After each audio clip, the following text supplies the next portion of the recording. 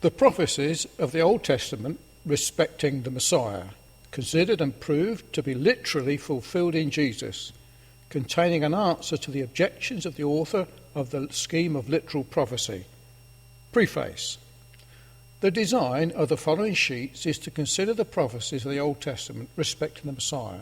and to prove that they are literally fulfilled in Jesus against both Jews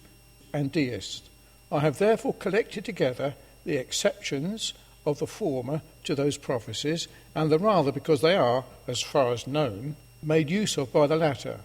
I have consulted as much as I am able the writings both of the old and latter Jews, and shown that in most, if not in all prophecies considered, they have understood them of the Messiah. I produce these authorities not as decisive in this controversy, but as the convictions and concessions of an adversary, and that a bitter and implacable one to Christianity, and which I think deserves consideration with the deists. I cite old Jews to show that the sense of ancient synagogue, the latter ones to show the strength of conviction upon their mind, who cannot but have observed what use the Christians have made of these prophecies, and though often pinched with them, yet they have been obliged to own them as prophecies of the Messiah, for which reason the testimonies of latter Jews seem to have the most strength and force in them, and that the reader may not be at a loss about old Jews and latter Jews. He is desired to observe that by old Jews I mean those who wrote or are supposed to have wrote within the 1st, 5th and 6th centuries after Christ, as the authors of the Targums, Talmuds, Rabbath, Zohar, and of latter Jews, I mean those who wrote within the last 5 or 6 centuries, Maimonides, Jarkin, Ben Ezra, Jarkim, etc. The author of the scheme of literal prophecy, whose exceptions I have all long considered, has advanced several things with regard to the belief of the Jews concerning a Messiah, which I think myself obliged to take notice of in this place. Secondly, the same authors intimates that many of the Jews themselves have seemed to have no expectation of a Messiah, as the Sadducees and scribes, and the Samaritan Jews. Josephus and some of his time are Heliel in the 3rd century. Nay, Maimonides speaks very indifferently of it. As to the Sadducees, they as impatiently expected the Messiah as the rest of the Jews did, whereas intent upon detecting of Jesus, whom they suppose not to be the true Messiah, and were as violent opposed of him and his followers as any others which they would not have concerned themselves about, had they not believed in a Messiah. Some say that the Karaites are of the old stock of the Sadducees, and hold the same doctrines as they did, who it is certain expect a Messiah as much as the other Jews do. As to the scribes, who though they were, as this author says, lettermen, yet believed, Mark 7 verse 35, 9 to 11, that Christ or the Messiah is the son of David, and that Elias must come first. Indeed, he says that what he has said of the Sadducees and scribes he only proposes in the way of conjecture, but it seems to be a conjecture without any foundation for it. As to the Samaritan Jews, nothing is more manifest that in the times of Jesus they expected a Messiah. It was a notion which seemed universally to obtain among them, as appears from the woman of Samaria, with whom Jesus conversed, who could say, John 4:25, I know that Messiah cometh, which is called Christ. It is allowed that the modern ones have notions of a Messiah, though very confused and very different, which need not be wondered at, since they reject the books of the prophets and confine themselves to the 5 books of Moses. In one of their letters to Seliger, they say the name of Messiah with them is,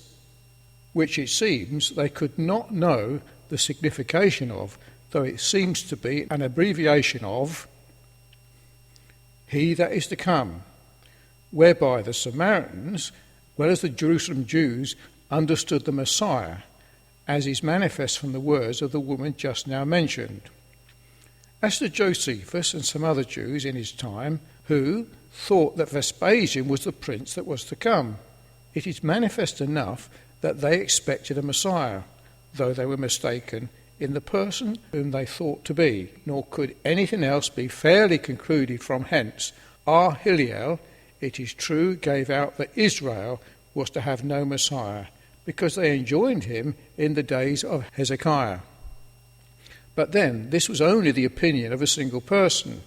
for notwithstanding his authority, the Jews still expect a Messiah. Besides this saying of his was not a disbelief of the Messiah, but a mistaken notion about the time of his coming. And as for Maimonides, speaking indifferently of Messiah, it need not be wondered at in him, nor in any other of his notions, if there has been any other who has done so, since they have been so wretchedly disappointed in their expectation of him, and since they see no little need of and expect so little from him. Thirdly,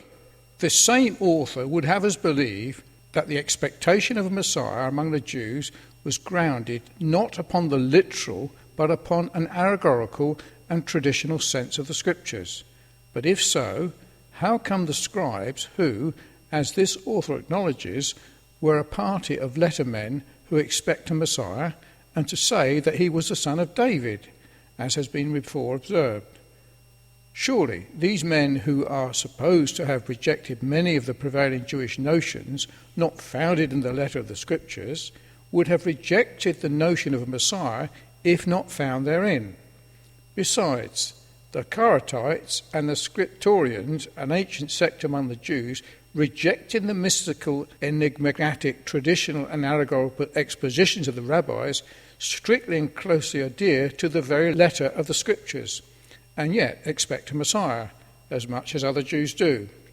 Now, from when could this expectation arise, or whereon could it be grounded, but the literal sense of the Scriptures? It is a mistake that a notion of a Messiah cannot be established from the prophecies of the Old Testament without a mystical and allegorical sense of them.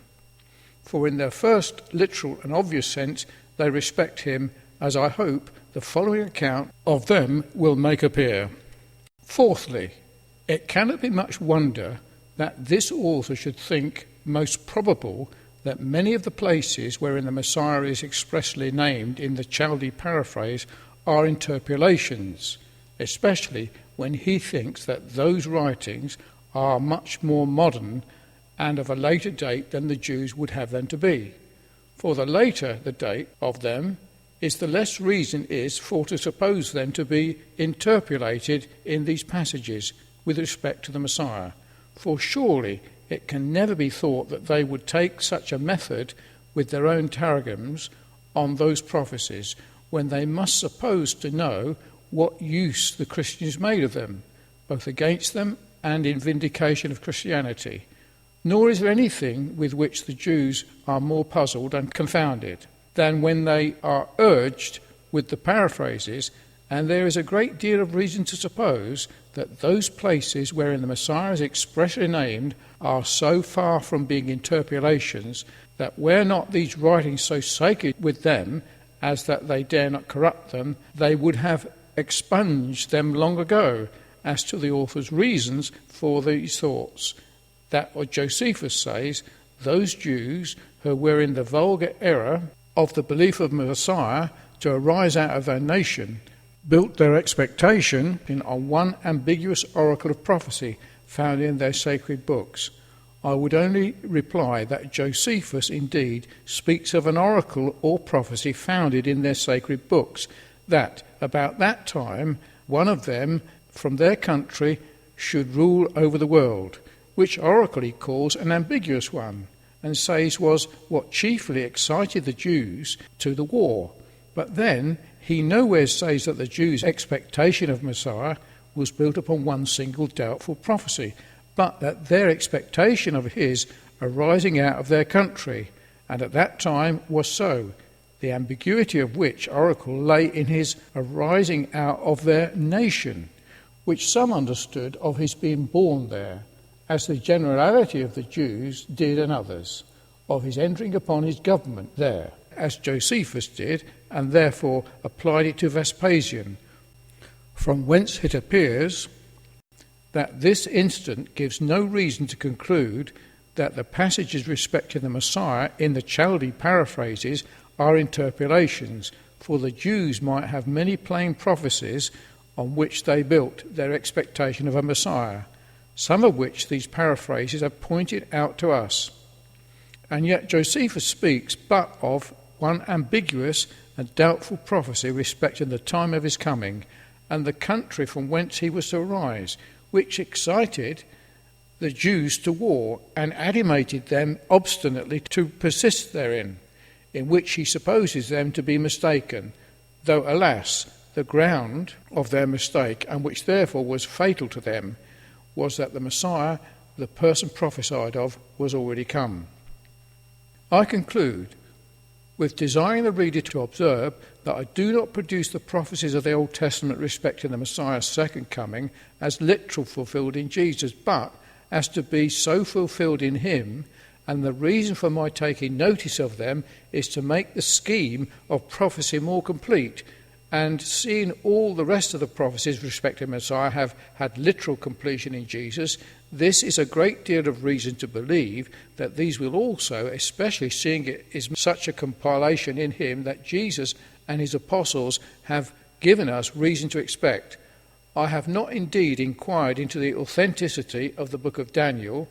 and of the 2 first chapters of St. Matthew's Gospel, which the author of the scheme of literal prophecy has called into question, but have taken them from genuine parts of the sacred writings.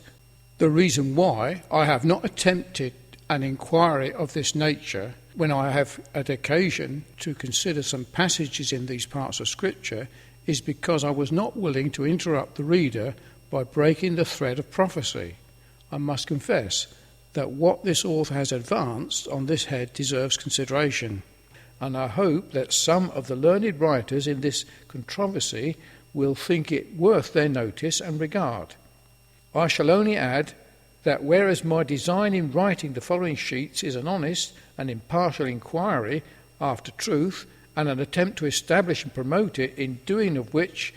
as I have treated the arguments with candour and temper, so I hope, if I shall appear to be mistaken in anything I have advanced, I shall be candidly treated, as I shall be heartily thankful for such a discovery.